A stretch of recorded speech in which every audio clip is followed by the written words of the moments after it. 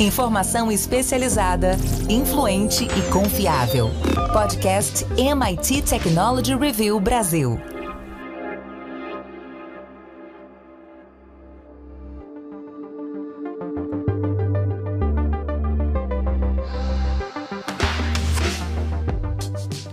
Olá, eu sou André Miceli e esse é mais um podcast da MIT Technology Review Brasil. Hoje eu e Rafael Coimbra vamos falar sobre a dor. A nossa edição mais recente explora as formas atuais de como a tecnologia vem mudando a nossa percepção e também a nossa saúde, como a gente vai sentir dor e se a gente vai sentir dor. Antes da gente começar a entender essa história toda, eu quero dizer que esse podcast é um oferecimento do SAIS, líder em Analytics, e também fazer aquele convite semanal para você entrar para a nossa comunidade lá em www.mittechreview.com.br/assine. Rafa Coimbra, essa nossa edição explora inovações que abordam a dor de uma maneira transversal, de uma forma multidimensional. Além dos tratamentos convencionais, tem os aspectos emocionais, físicos, sociais e como a tecnologia ajuda a ligar isso tudo. Eu te pergunto, Rafa Coimbra, como as novas abordagens podem mudar a nossa visão sobre dor e sofrimento numa sociedade cada vez mais tecnológica? Vamos sentir menos dor, vamos perceber menos a dor física e mais a dor psicológica? Como essa história toda se comporta? A gente já está sentindo menos dor, né, André? Graças à evolução da ciência e da tecnologia, porque antigamente havia ali um entendimento ainda muito rudimentar de que a dor era uma coisa única. Então a gente sempre associou muito dor, deu uma topada, sentiu uma dor, falou ai. Mas quando a gente começa a usar ciência, pesquisa, tecnologia para tentar entender os mecanismos da dor, o que os cientistas observaram é que a dor ela é composta de múltiplas variáveis. Então você tem a dor aguda, você tem a dor crônica, você tem a dor que muitas vezes vai chegar para uma doença silenciosa como a osteoporose. E essas dores, elas também têm mecanismos e vias completamente diferentes, né? Se a gente for pensar do ponto de vista primitivo, biológico, da sobrevivência, a dor, ela, se a gente puder resumir, né, ela está ali significando que você está sofrendo algum tipo de perigo. Teu corpo, está acontecendo alguma coisa no teu corpo, você está com algum ferimento, você está com alguma coisa que pode colocar a sua vida em risco, ou parte de algum órgão seu em risco. Então é como se fosse um alarme. A dor, ela sempre foi vista como um alarme. Mas, novamente, como a gente consegue, num momento agora vindo para a modernidade, porque isso eu estou falando faz muito sentido quando você está lá nos humanos, lá no tempo das cavernas, aquela coisa mais primitiva em que era a única forma de você saber que você estava correndo algum tipo de perigo. Mas quando a gente vem hoje para a nossa sociedade, imagina uma pessoa que quebrou a perna. Quebrou a perna é uma coisa chata, a pessoa estaria sentindo dor, ela vai, faz um raio-x, identifica-se que ela quebrou a perna e vai ali colocar o gesso. Ela não precisa mais ficar sentindo dor. E aí alguém, obviamente, algum médico vai dar um medicamento para que se corte aquela dor, porque a pessoa não precisa mais sentir aquela dor. Está sob controle, o risco da vida da pessoa está sob controle. E cada mecanismo desses é uma via diferente. Como o cérebro interpreta cada dor de cada parte do corpo também é de uma maneira diferente. Então, todo esse entendimento foi fazendo, André, com que na prática a gente tivesse uma compreensão melhor e fizesse com que os tratamentos passassem a ser mais personalizados. Essa é uma evolução que a gente chegou. Claro, a gente está longe ainda, talvez, da eliminação total da dor. Não sei se um dia chegaremos lá. Essa é a meta, o sonho de todo mundo, ninguém quer ficar sofrendo. Mas a gente já consegue hoje, graças a essa evolução que eu contei aqui rapidamente, ter um medicamento, um tratamento específico para cada dor. Inclusive, a gente sabe que no Brasil e no mundo tem pessoas que sofrem de dores crônicas. Imagina a pessoa que tem ali um dia inteiro sentindo uma enxaqueca, uma dor na hérnia. Isso é horrível. A pessoa não precisa mais sentir, né, graças aos novos tratamentos e medicamentos. E a outra parte interessante, André, que a gente observa é que cada vez mais essa parte que muita gente achava que era uma besteira, né, as dores emocionais, o sofrimento mental, hoje as pesquisas também mostram que sim, é possível se medir e se sentir uma dor emocional. A dor do coração, a dor de cotovelo, uma forte emoção que alguém sofre, ela causa uma dor equivalente à dor física. E isso, por exemplo, pessoas que estão sozinhas, uma pessoa sozinha, ela acaba sentindo uma dor. Nós somos uma espécie social. E essa dor, ela acaba provocando algum tipo de efeito negativo nessa pessoa. Então, esses entendimentos todos também, sobretudo na questão emocional, fazem com que hoje a gente esteja num outro momento, num outro paradigma, com muito mais compreensão de como tratar essas dores físicas e emocionais.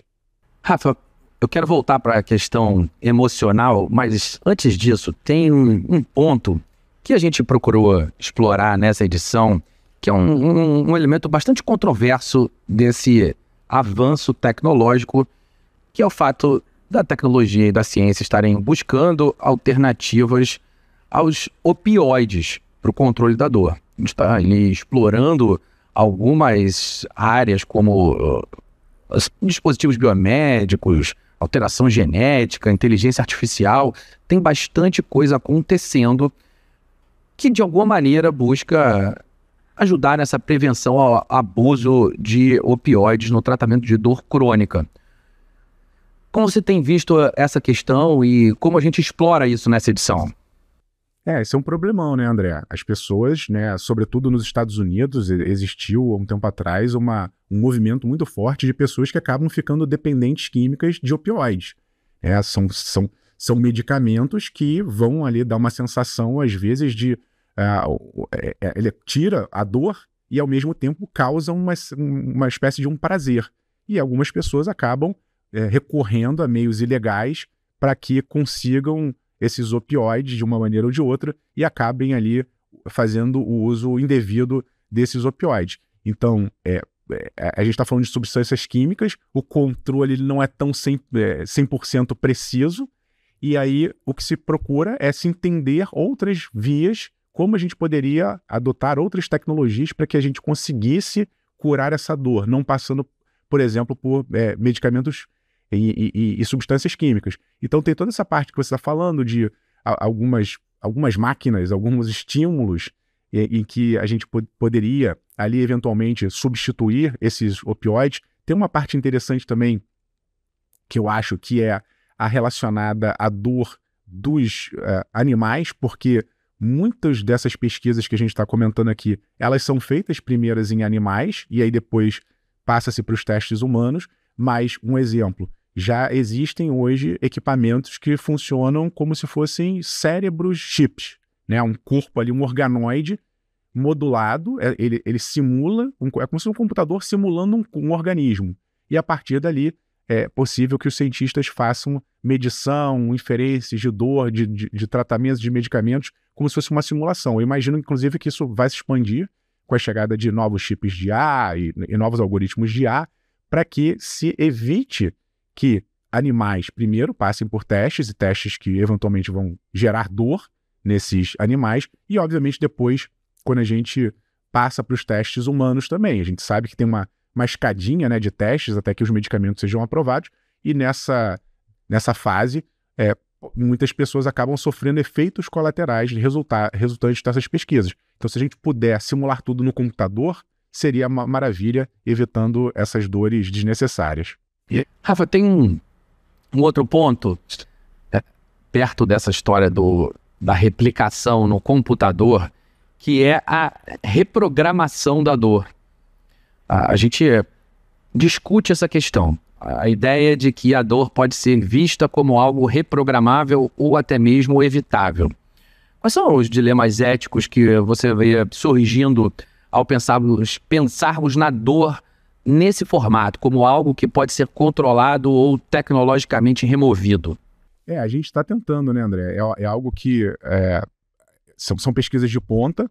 Acho que ainda tem uma fronteira ainda para ser desbravada, porque não dá ainda para a gente fazer esse tipo de reprogramação no nível, novamente, hiperpersonalizado, né? Se a gente for buscar o estado da arte do que seria essa reprogramação, seria interessante que cada um tivesse ali o seu mapeamento genético e que houvesse ali alguma forma de mexer com o corpo dessa pessoa para que essa dor ela pudesse sumir, por exemplo, especificamente para aquela pessoa, para aquele tipo de condição. Mas a gente está ainda a alguns passos desse sonho. E eu acho que, mais uma vez, inteligência artificial vai acabar nos ajudando a fazer com que a gente procure novos padrões, a gente vai conseguir analisar mais volumes de dados, mas eu acho que a gente ainda tem que passar muito por um entendimento não só do corpo humano como um todo, e a gente já evoluiu muito nos últimos anos, mas ainda tem muita coisa para ser aprendida, mas o passo seguinte seria esse, seria como eu consigo adaptar essas tecnologias, essas programações de uma maneira segura para cada um de forma personalizada. Eu acho que ali a gente já tem um caminho a ser seguido. É uma promessa, tem muita gente tentando, e aí é importante a gente salientar que de vez em quando vem alguém aí com uma promessa milagrosa, então é muito importante tomar cuidado quando a gente está falando de coisas que estão sendo estudadas agora, sabe? Quem está fazendo pesquisa séria toma muito cuidado para que as pessoas não sejam iludidas achando que de uma hora para outra tudo vai se resolver. Rafa, uma coisa que a gente fez nessa edição foi trazer cientistas, médicos, pessoas que entendem bastante do assunto. Claro, a gente faz isso em toda edição, mas nesse caso quero debater os cientistas e médicos que entendem da dor, dos dispositivos neurológicos, de que maneira essa questão de ligar e desligar a percepção da dor pode influenciar o futuro dos tratamentos e das dores crônicas, do entendimento do sofrimento humano. Deu para perceber diferenças entre o que se produz nos Estados Unidos e na Europa com o Brasil, ou essas questões são mais ou menos as mesmas em qualquer lugar do mundo? André, a gente sabe que países mais desenvolvidos, que investem mais pesadamente em pesquisa, lideram esse campo. Inclusive o MIT. A gente traz ali pesquisadoras do MIT que trabalham exatamente nesse campo da dor, e a gente tem muita coisa boa, não podemos dizer que não temos, mas se a gente for pensar em termos de volume, em termos de publicação, de papers e de estudos que envolvam essas tecnologias mais avançadas, aí sim, Estados Unidos o país aparece na frente liderando, e a gente acaba consumindo isso aqui de alguma maneira. Mas eu não acho que isso seja algo que nos distancie tanto, né? Eu acho que o corpo de pesquisa aqui no Brasil está muito antenado com o que está acontecendo lá fora. Muitas vezes a gente não tem acesso a um equipamento ou outro, mas a informação sim. Então, o que a gente observa aqui nos meios acadêmicos e científicos, as pesquisas, o que dá certo, o que dá errado, isso circula hoje de uma maneira muito mais fluida, muito mais rápida. As pessoas têm mais acesso a esse tipo de informação e compartilham, obviamente, e fazem com que esse conhecimento de alívio da dor ele possa ser mais efetivamente usado aqui no Brasil. Mas acho sim que a gente aqui carece de investimentos, de pesquisas de ponta. A gente conhece, né, muitos cientistas que inclusive saíram do Brasil e foram para os Estados Unidos para fazer essas pesquisas lá, porque algumas delas, André, levam anos para que saia ali um resultado interessante, né? Não é algo que é feito da noite para o dia, isso exige fôlego, existe investimento, e manter um pesquisador ganhando um salário justo, fazer com que esses cérebros, e eu estou falando de pessoas realmente que estão ali na pesquisa de ponta, que elas fiquem aqui no Brasil trabalhando nesse tipo de pesquisa, muitas vezes não há fôlego, não há recursos, e essas pessoas acabam indo lá para fora. Mas acho que a gente consegue surfar ali na carona do que tem de melhor no que está acontecendo no mundo. Você fez uma introdução sobre esse assunto. Quero agora falar um pouco mais sobre isso. Um tema constante dessa nossa edição foi a dualidade entre as dores físicas e emocionais. E ali tem uma atenção especial das dores cardíacas que trazem aspectos literais e metafóricos. De que maneira, Rafa, você enxerga o avanço das tecnologias de diagnóstico para dores emocionais e físicas atuando em conjunto, e de que forma isso pode nos ajudar a compreender melhor a relação entre corpo e mente do ser humano? Tem uma coisa interessante, André, nessa questão, sobretudo se a gente for pensar em coração, por exemplo, que são os dispositivos vestíveis. Hoje, muitas pessoas têm algum tipo de relógio inteligente, esses relógios ficam ali colados no corpo da pessoa, medindo batimentos cardíacos. Eu mesmo acabei de receber uma informação de que eu não tive uma noite boa de sono e que eu tive uma variação nos meus batimentos. Recebi um alerta hoje de manhã, porque eu viajei, fiz uma viagem bem cansativa, e alguma alteração foi indicada ali. Então, veja, eu não fiz absolutamente nada e o meu relógio me avisou. Esse tipo de informação, né, a gente está já há alguns anos com esses equipamentos vestíveis, mas é claro que ano a ano nós observamos uma evolução muito grande. Eles ficam mais precisos, eles ficam com mais funcionalidades, então você já consegue fazer um mini eletrocardiograma com um relógio de pulso, já consegue se medir a temperatura, já consegue se medir, daqui a pouco outras coisas vão aparecer.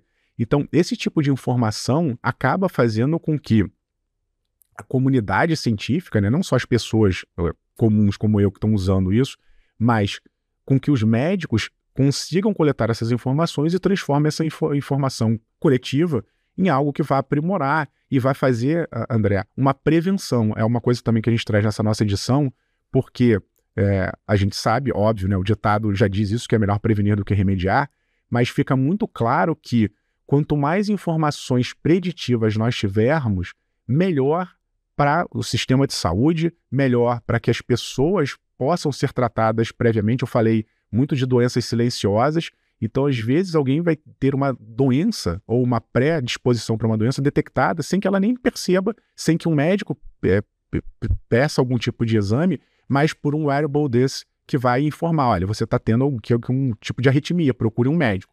Isso vai fazer, ao meu ver, e o que a gente observou na edição, com que a gente saia de uma medicina reativa à dor. Então a gente vai evitar que as pessoas cheguem, né, num consultório, num hospital com muita dor, porque essa dor foi prevista, né, ou o que geraria aquela dor foi previsto e a pessoa se antecipou e acabou fazendo ali um tratamento que evitasse essa dor. Então evita-se a dor, que é a melhor coisa do mundo, mas evita-se também gasto, né, André? A gente sabe que tem um problema muito grande de acesso à saúde de qualidade. Também, nessa nossa edição, a gente traz artigo falando sobre a judicialização dos planos de saúde, outra questão que é importante para ser discutida. Então, como é que a gente acaba diminuindo, sabe, o custo para o sistema público, fazendo com que todo mundo democraticamente tenha mais acesso a uma saúde de qualidade? Essas análises preditivas de wearables vão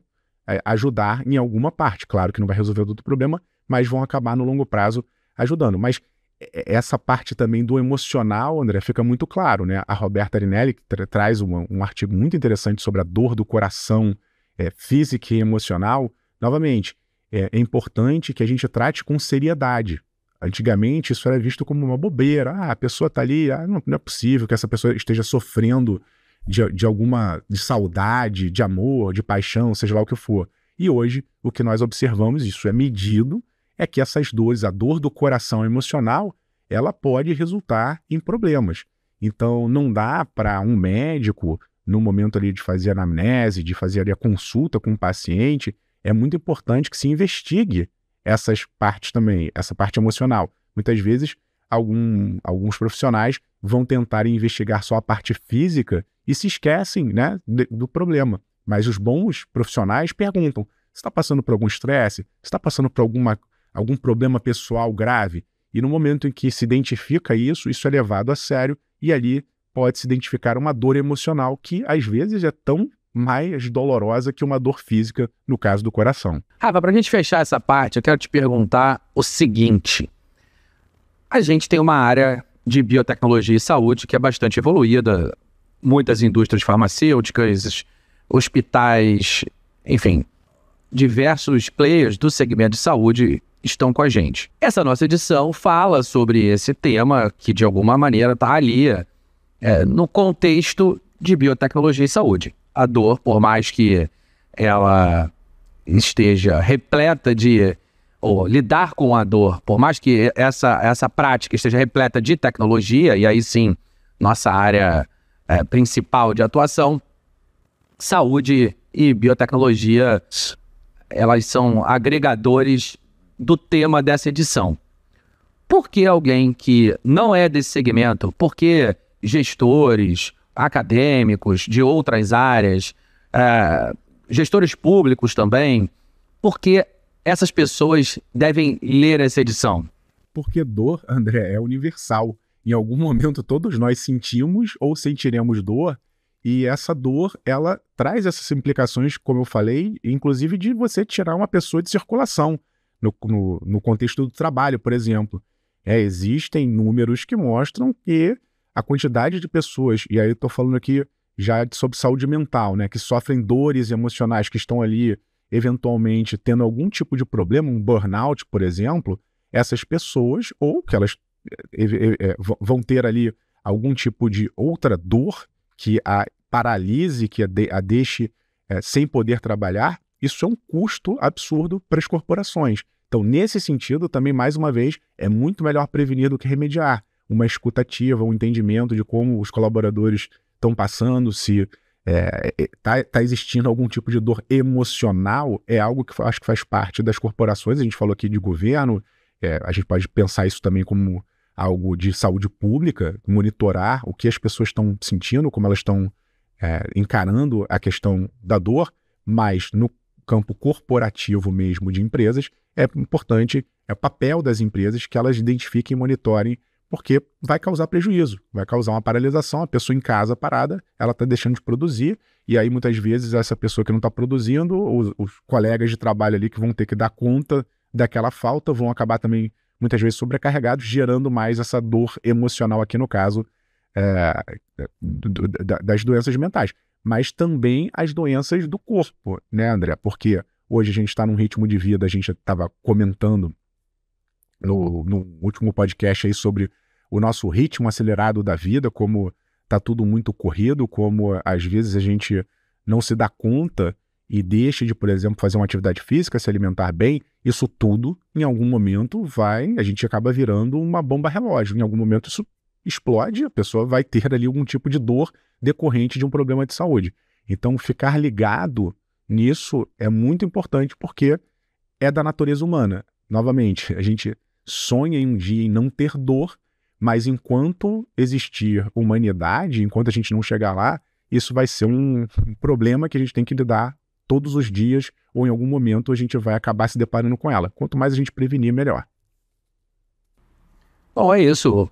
Hora de virar a chave. Essa edição ficou muito legal, além dela estar linda, a capa ficou linda. Eu achei que a gente conseguiu entregar um conteúdo que de fato ajuda gestores não só a lidar com a própria saúde e entender melhor o contexto onde está inserido em relação à participação da tecnologia nos próximos anos dessa relação do nosso corpo, da nossa mente, da nossa saúde, mas também como isso afeta as suas equipes, suas organizações e mexe os ponteiros financeiros, que no final das contas precisam ser observados quando a gente olha as organizações operando. Rafa, aquela pergunta de sempre, no que você vai ficar de olho essa semana, meu amigo? O que mais você precisa saber? André, estou de olho no Web Summit, Lisboa. Já estou aqui em Lisboa, sei que você está chegando daqui a pouco. A gente vai ter um super evento com 70 mil pessoas esperadas participando do Web Summit, um dos maiores eventos, se não o maior do mundo, quando a gente está falando aí de inovação, negócios, startups, tem uma pegada muito forte do ecossistema empreendedor. E eu estava dando uma olhada aqui na programação, novamente a inteligência artificial aparece como destaque, né? Eu vou falar sobre inteligência artificial num painel lá com uma pegada mais de aplicações na empresa. Sei que você vai falar de IA ligada a marketing e a gente começa a observar essa diferença, né, André? Eu lembro que ano passado a gente conversou muito sobre regulação versus inovação. Tinha ali um debate um ano atrás se o excesso de regulação acabaria minando a inovação. E o que dá para perceber, claro, o evento ainda não começou, mas pelos títulos dos painéis, é que tem ali uma outra questão sobre ética, sobre regulação, mas é como se já tivesse dado como certo, né? A IA veio para ficar, está num outro momento, e agora os debates desse ano vão tentar entender que próximo passo é esse. Então tem muita discussão sobre, por exemplo, no mercado de audiovisual, como é que você vai ter, por exemplo, manter conteúdo relevante numa enxurrada de conteúdo produzido por IA, seja texto, imagem, vídeo. Tem ainda no campo da regulação ou do futuro da IA alguma coisa relacionada ao novo governo Trump. O presidente Donald Trump acabou de ser eleito novamente, e aí há ali um outro painel também tentando identificar que nova fase é essa, porque a gente sabe que as grandes empresas hoje que trabalham com IA estão nos Estados Unidos e, obviamente, dependendo do que for feito, do novo arranjo, isso pode mexer com todo o ecossistema de inovação e inteligência artificial. Lembrando que a gente está aí há 2 anos do ChatGPT, mas, novamente, é um outro momento, é um momento mais focado, é um momento mais realista, é um momento em que sai-se daquela coisa da IA, como vai ou destruir o mundo ou salvar o mundo, para ações mais aplicadas, cada qual no seu quadrado. Tem alguns painéis também que eu vi que são muito interessantes sobre dinheiro eletrônico, fintechs, tem muita coisa interessante que está acontecendo aí no mundo cripto, e tem também a parte toda de clima, né? O clima foi ano passado um dos destaques, e esse ano aparecem alguns painéis, uma tentativa da gente tentar resolver por meio, não totalmente, mas pelo menos com a ajuda da tecnologia, conseguir aí dar uma ajudada nessa transição energética. Então fica a expectativa aí para o Web Summit Lisboa 2024. Bom, Rafa, você falou de evento, falou do Web Summit, eu estou de olho no MTech. Vamos fazer pela primeira vez no Brasil, em São Paulo, 2 dias de evento, replicar a ideia que a MIT Technology Review tem de fazer grandes eventos ao redor do mundo para discutir os temas majoritários de desenvolvimento tecnológico daquele momento. Então, ano que vem vai ter um MTech Europe em Atenas, vai ter um MTech Asia em Xangai, vai ter o MTech lá no próprio MIT e vai ter o MTech Brasil para a gente falar majoritariamente de 4 grandes blocos de conteúdo: AI, clima, health e business. Então vamos falar de uma forma mais transversal sobre a presença da tecnologia nos negócios. Inevitavelmente, inteligência artificial vai estar em todo lado. Como você falou, em 22 a gente tinha esse assunto chegando, todo mundo discutindo alguns cenários apocalípticos e outros messiânicos do papel da tecnologia da informação. Então, 22 assim, 23 uma avaliação ali do o que a gente poderia aprender com os erros que a gente cometeu na época das redes sociais, quando elas estavam chegando e como elas iam guiar esse processo, muita coisa de regulamentação e discussão ética, e agora algumas coisas saindo do papel, um índice muito grande de falhas e erros em projetos de IA, um índice que é, de certa forma, alarmante, maior do que os projetos de tecnologia da informação têm no geral, que significa que ou muitas empresas não entenderam num primeiro momento o que dá para fazer e tentaram fazer um monte de coisa ali de forma meio atabalhoada, tentando dar respostas para os seus acionistas, para os sócios da empresa, o conselho, os diretores, para os clientes, uma demanda muito grande por vamos encontrar uma solução e depois com ela na mão a gente vê o problema que a gente pode resolver. Naturalmente, isso não funcionou. Agora, nessa nova fase um pouco mais madura, a gente tem olhado para a inteligência artificial, ou haverá uma demanda para um olhar mais assertivo do uso de inteligência artificial nas organizações, e a gente vai falar sobre esse assunto também. Diversos professores do MIT chegarão, algumas celebridades, alguns pensadores da tecnologia no mundo também virão. Vai ser um evento muito legal em outubro do ano que vem, mas a sua empresa já pode se conectar com o MTech, é só fazer contato com a MIT Technology Review que a gente vai ali explicando os caminhos de engajamento e as possibilidades para as organizações se conectarem com o MTech. O MTech Brasil, que acontece em outubro de 2025. É isso, Rafa. Tá na hora de ir, mas antes de te dar tchau e de dar tchau para quem nos ouve, eu quero lembrar que esse podcast é um oferecimento do SAIS. A gente se encontra amanhã, Rafa. Vou pegar o meu voo daqui a pouco e amanhã a gente se vê aí no Web Summit. Grande abraço, meu amigo. Tô te esperando, André. Grande abraço. Abraço a todos que nos ouvem. Se por acaso alguém estiver aqui no Web Summit, dá um toque na gente pra gente marcar um café. Um abraço e até semana que vem. É isso. Semana que vem tem mais podcast da MIT Technology Review Brasil pra gente seguir por aqui falando sobre tecnologia, negócios e sociedade. Um grande abraço para você que nos ouve. Tchau, tchau. Você ouviu o podcast MIT Technology Review Brasil, apresentado por Tech Institute.